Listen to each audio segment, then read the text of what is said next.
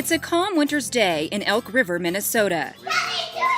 Yet at the Farber home, JJ is full of excitement. Jay, no, let's not hit the... Calm down. Hey, come here.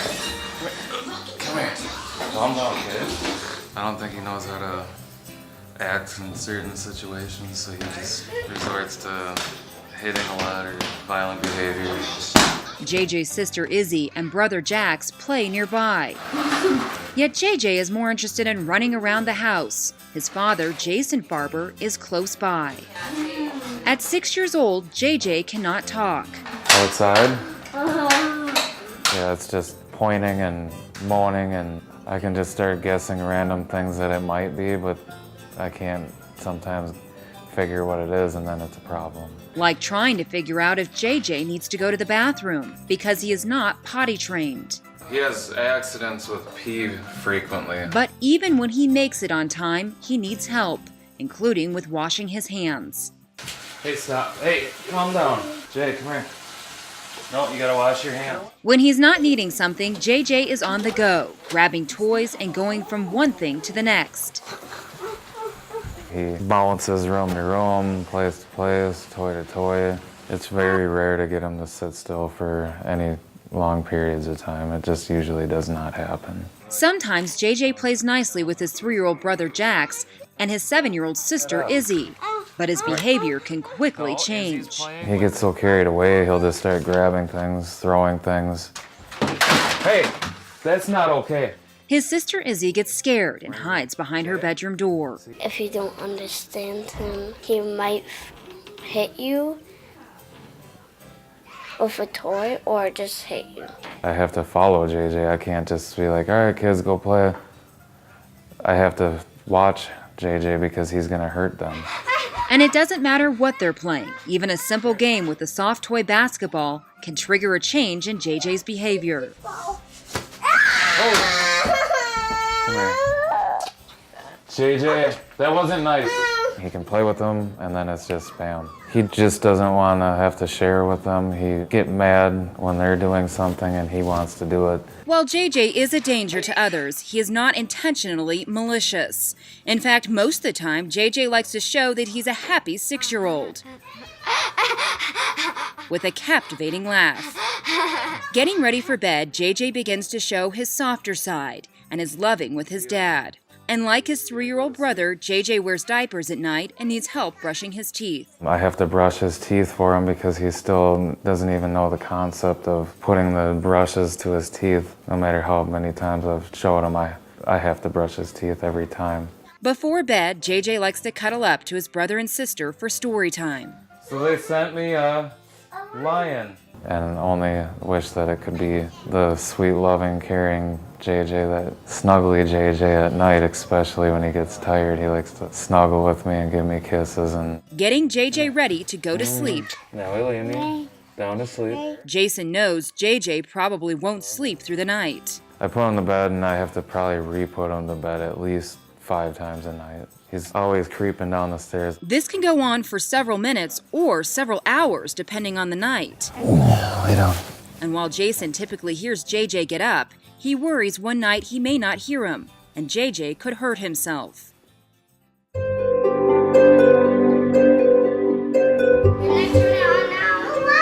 It's 7 a.m. in the morning.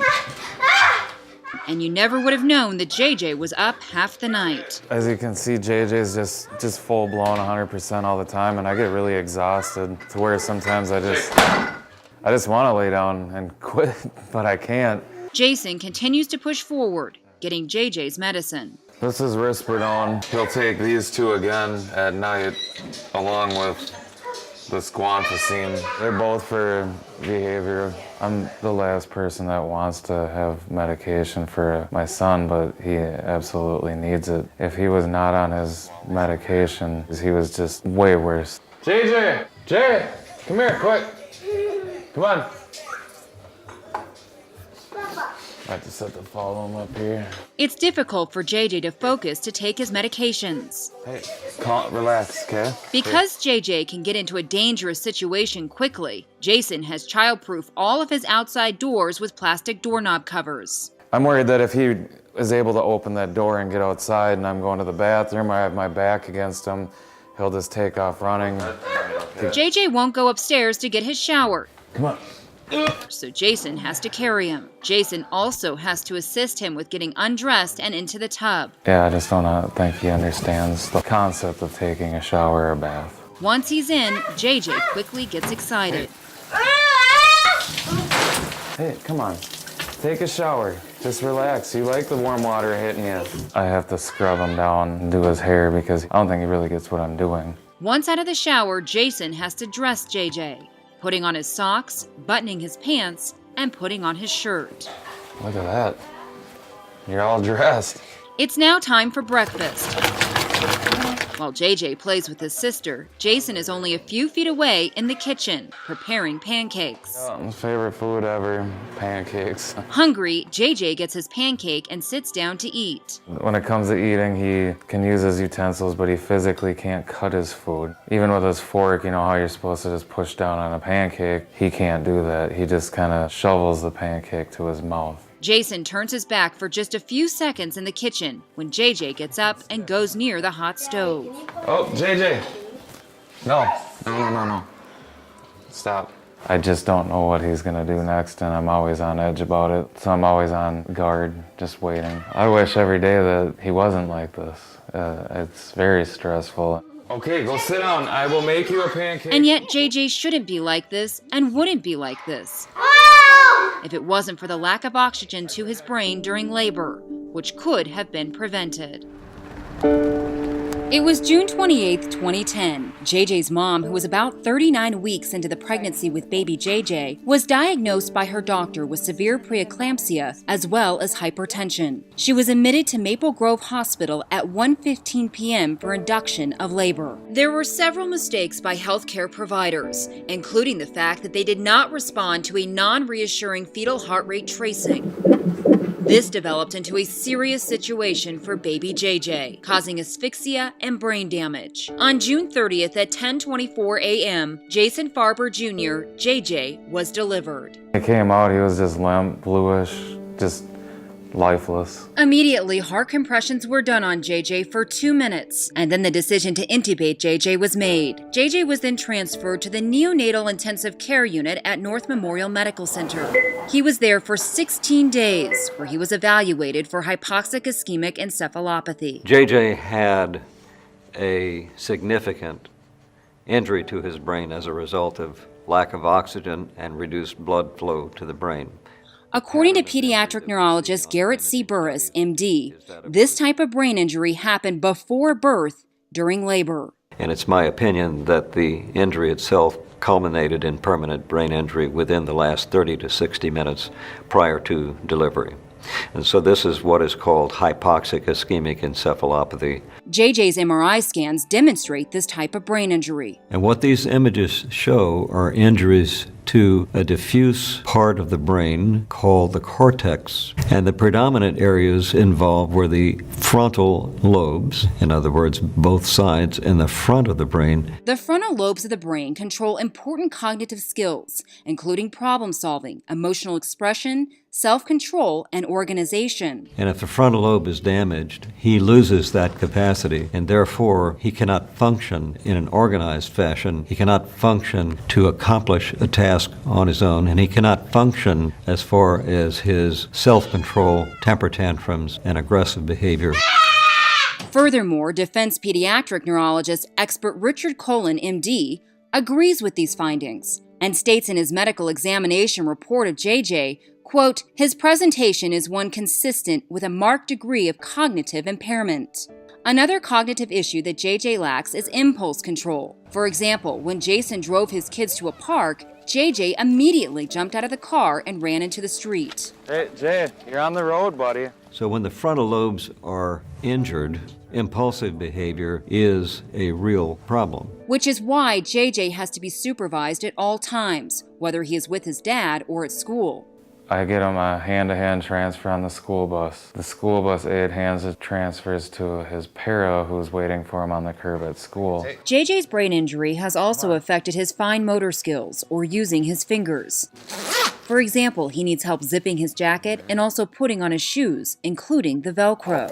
When I get him to do something that requires showing me coordination of how he uses his fingers, I see significant deficit. JJ also has deficits with gross motor skills or his larger muscles, which are used to do things like running. When he runs, it's a very awkward run. He cannot run in an organized way that would look the same as any other child JJ's age. This is not like his legs and reflexes and muscles are lacking. Instead, Dr. Burris says this has to do with his coordination. The result of the brain injury is that his brain is not coordinating the control over gross motor tasks such as climbing up and down steps and running. JJ also doesn't seem to respond to pain appropriately. Yes, I think that JJ has had injury to very diffuse parts of the brain, including areas that have to do with sensation. For example, at the playground, JJ hits his head quite hard. But instead of being upset, he laughs. Is that funny? He's had some inappropriate responses socially to things like pain. Communicating and understanding what others are saying is also extremely difficult for JJ. Hey, over here, please. His level of understanding is extremely deficient. No, you're getting too close to the road, buddy. He does not comprehend well. He is not able to follow directions well. Part of JJ's problem, because of the brain injury, is that he has a limited ability to comprehend what is being said to him. But JJ's major communication issue is that he cannot speak. I have to come up? He is unintelligible. That means one cannot understand anything that he says Do whatever you in terms of word usage. So he attempts to communicate by pointing and grunting and groaning. That's a pond down there. But he does not have an intelligible use, an understandable use of words. Experts believe JJ's lack of speech could be permanent. The fact that it is still such a significant problem, to the point that he has no intelligible words, puts him at risk for permanency. In other words, that one may never be able to understand what he has to say. Defense expert Richard Cullen, MD, agrees, noting, quote, speech capacity will remain very limited. He will likely not attain the capacity to converse in a normal or near-normal fashion.